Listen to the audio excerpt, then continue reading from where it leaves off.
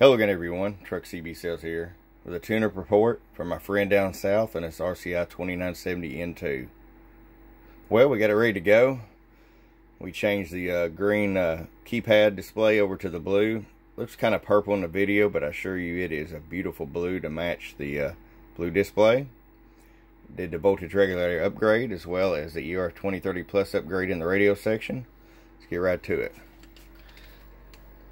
Customer said he might drive this into an amp, so we set the low carrier at 6 watts, so he has full adjustability.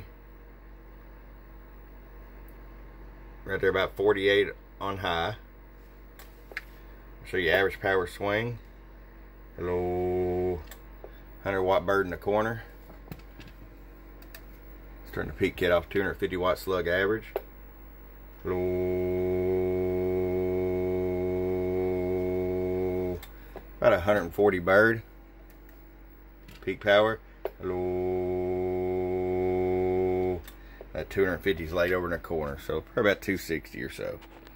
Alright, my friend, it's ready to go. I hope you enjoy it.